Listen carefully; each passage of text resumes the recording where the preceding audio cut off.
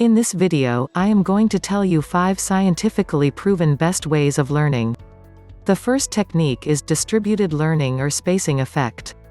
The benefit of using this technique is when students use this technique they learn and retain the material for a longer period of time. Why? Because they distribute or space their study time. When students study, their concentration is more important than anything else. Therefore, it is better to do a little today and a little tomorrow rather than everything at once. I give you an example how you can use this technique. For example, if you are a student and you study for 3 hours, it would be better for you to break these hours into 3 one-hour chunks spread over 3 days than 3-hour chunk in one day.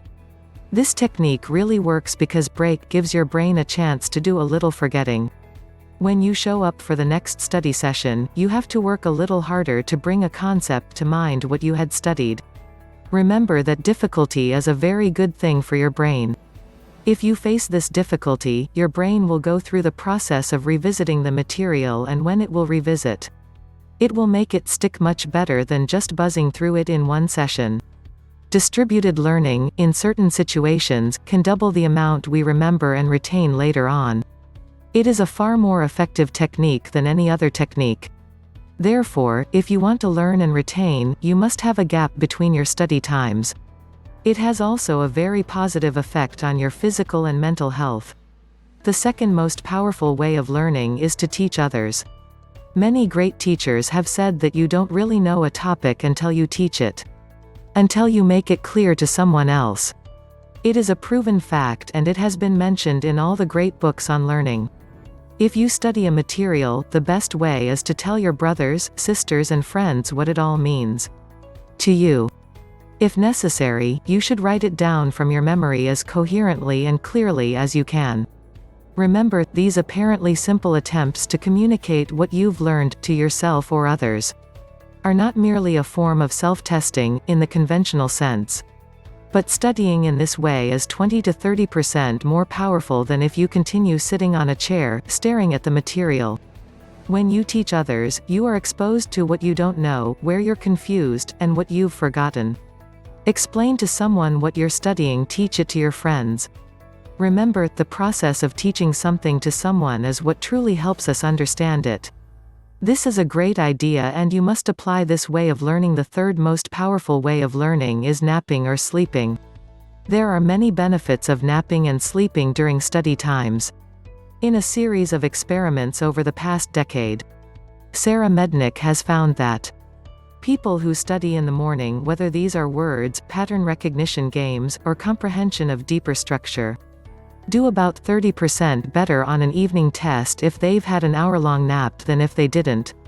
I repeat, if you study in the morning, whether these are words or pattern recognition games or comprehension of a deeper structure, you would do about 30% better on an evening test if you've had an hour-long nap than if you didn't.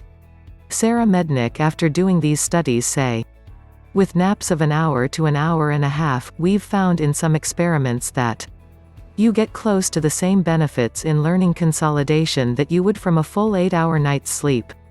Sleep. It's a huge driver in effective learning. If you have ever got the opportunity, you must read Sarah Mednick's book, Take a Nap. Change Your Life.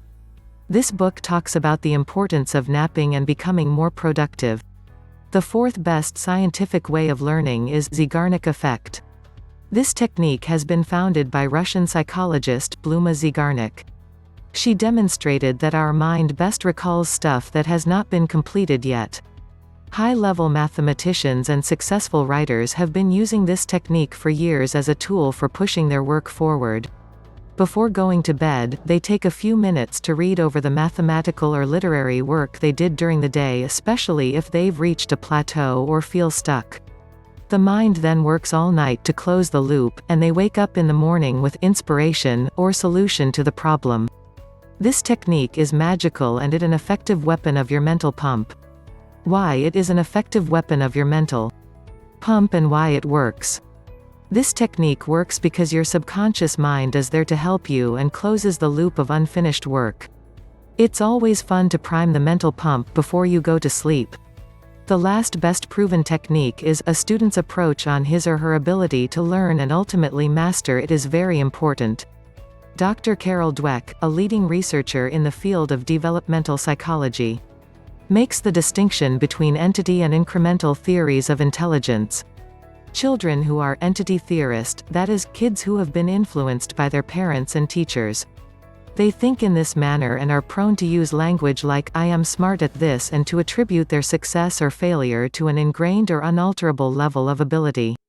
They see their overall intelligence or skill level at a certain discipline to be a fixed entity, a thing that cannot evolve. Incremental theorists who have picked up a different modality of learning. They are more prone to describe their results with sentences like, I got it because I worked very hard at it, or I should have tried harder. A child with incremental learning theory of intelligence tends to sense that with hard work, difficult material can be grasped step by step. Incrementally, the novice can become the master, if he has this learning modality. It's hard to talk about learning, growth and mastery without talking about Carol Dweck and her research. If you are more interested in learning, then you must read Carol Dweck's book Mindset and Self-Theories for a deeper look.